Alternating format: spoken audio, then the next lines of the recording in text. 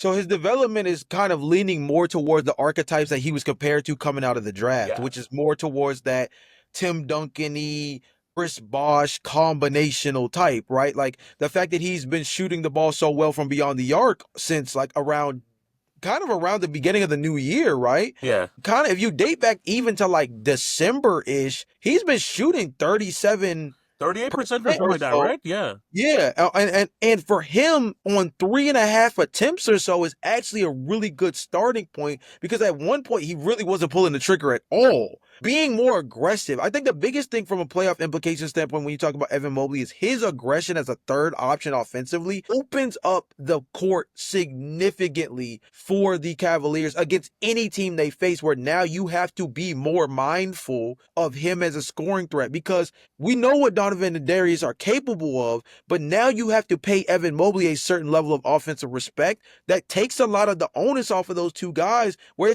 it's a player pick your poison now. We've seen in his past playoff performances, like he just seemed very timid on the offensive end. In his first like playoff appearance, he was averaging like under 10 points a game, which is crazy to think about for an Evan Mobley like caliber player. But now that he's got these reps in the regular season against a team where like especially against a team, I hate to say this to you, Jay, but if it's like against the Chicago Bulls No, I agree. against the Orlando Magic, it just gives them like just like more time to like kind of like fill himself in the playoffs and just be more comfortable when it's time to face like the Pacers of the world potentially if he has to face like the Celtics and all that.